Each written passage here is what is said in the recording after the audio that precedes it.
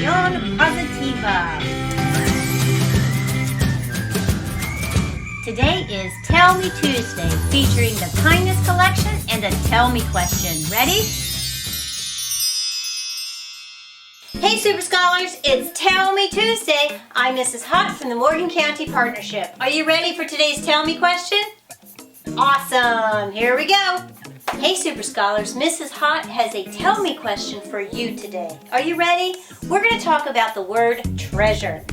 I want you to tell me someone you treasure, then tell me something you treasure, and after that, tell me the most important part. Tell me what you treasure about your self-concept. Are you ready? Let's get started, okay? I treasure my husband Danny Pooh. I treasure my saxophone, and I treasure my creativity. How about you? Next, Hannah returns, an actress from Berkeley Springs. She's going to tell us the story of Stella Luna. Stella Luna learns to treasure what is unique about her. Listen to this. Stella Luna by Janell Cannon. In a warm and sultry forest far, far away, there once lived a mother fruit bat and her new baby. Oh, how Mother Bat loved her soft, tiny baby.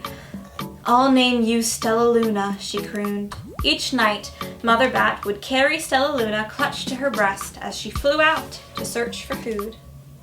One night, as Mother Bat followed the heavy scent of ripe fruit, an owl spied her. On silent wings, the powerful bird swooped down upon the bats. Dodging and shrieking, Mother Bat tried to escape, but the owl struck again and again, knocking Stella Luna into the air. Her baby wings were as limp and useless as wet paper. Down and down she went, faster and faster into the forest below.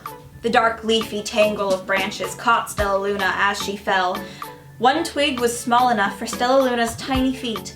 Wrapping her wings around her, she clutched the thin branch, trembling with cold and fear. "Mother," Stella Luna squeaked, "where are you?" By daybreak, the baby bat could hold on no longer. Down, down again, she dropped. Flump! Stella Luna landed headfirst into a soft, downy nest, startling the 3 baby birds who lived there.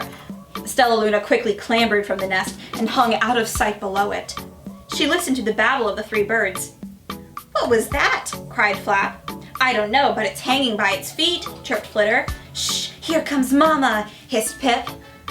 Many, many times that day, Mama Bird flew away, always returning with food for her babies. Stella Luna was terribly hungry, but not for the crawly things Mama Bird brought. Finally, though, the little bat could bear it no longer. She climbed into the nest, closed her eyes, and opened her mouth. Plop! In dropped a big green grasshopper. Stella Luna learned to be like the birds. She stayed awake all day and slept at night. She ate bugs even though they tasted awful. Her bat ways were quickly disappearing. Except for one thing. Stella Luna still liked to sleep hanging by her feet. Once, when Mama was away, the curious baby birds decided to try it too. When Mama Bird came home, she saw 8 tiny feet gripping the edge of the nest. "Eek!" she shrieked. "Get back up here this instant! You're going to fall and break your necks!" The birds clambered back into the nest, but Mama Bird stopped Stella Luna. "You are teaching my children to do bad things. I will not let you back into this nest unless you promise to obey all the rules of this house." Stella Luna promised. She ate bugs without making faces. She slept in the nest at night, and she didn't hang by her feet. Stella Luna behaved as a good bird should. All the babies grew up quickly. Soon the nest became crowded. Mama Bird told them it was time to learn to fly.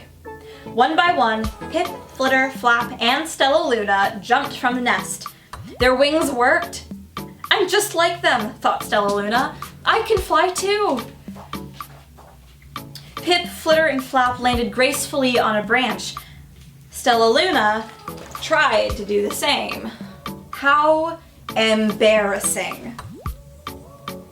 The next day, Pip, Flitter, Flap, and Stella Luna went flying far from home. They flew for hours, exercising their new wings. "The sun is setting," warned Flitter. "We'd better go home or we will get lost in the dark," said Flap. But Stella Luna had flown far ahead and was nowhere to be seen. The three anxious birds flew home without her. All alone, Stella Luna flew and flew until her wings ached and she dropped into a tree. "I promised not to hang by my feet," Stella Luna sighed. So she hung by her thumbs and soon fell asleep. She didn't hear the soft sound of wings coming towards her. "Hey," a loud voice said. "Why are you hanging upside down?"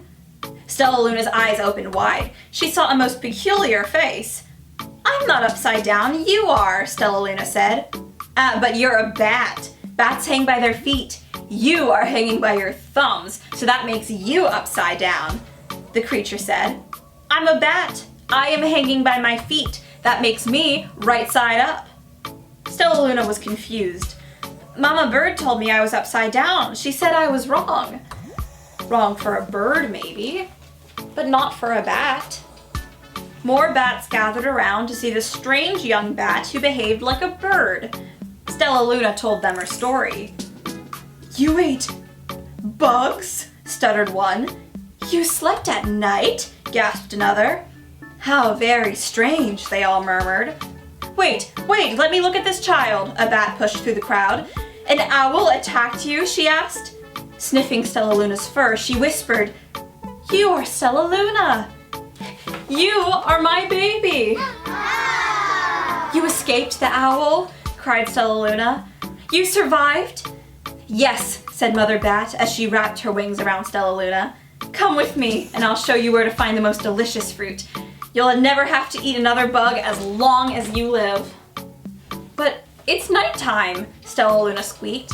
"We can't fly in the dark or we'll crash into trees." "We're bats," said Mother Bat. "We can see in darkness. Come with us."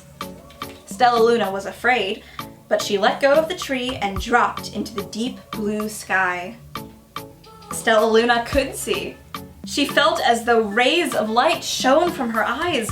She was able to see everything in her path. Soon the bats found a mango tree, and Stella Luna ate as much of the fruit as she could hold. "I'll never eat another bug as long as I live," cheered Stella Luna as she stuffed herself full. "I must tell Pip, Flitter, and Flap." The next day, Stella Luna went to visit the birds. "Come with me and meet my bat family," said Stella Luna. "Okay, let's go," agreed Pip.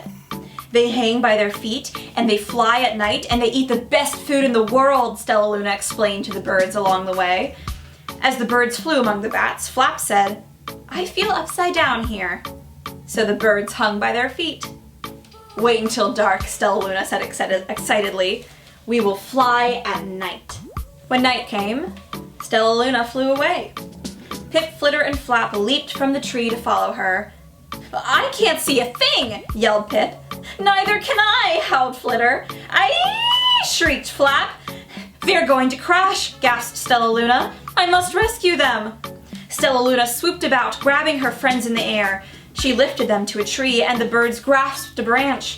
Stella Luna hung from the limb below them. "We're safe," said Stella Luna. Then she sighed.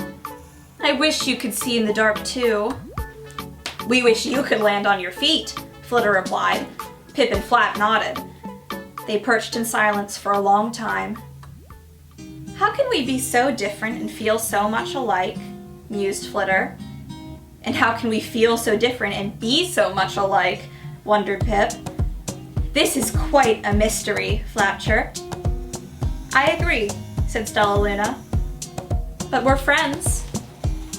And that's a fact." As we close every day, it's time for our Morgan County Mindful Minute. Watch this and look for the positive actions in your community. Check it out, you might recognize it, and see you tomorrow.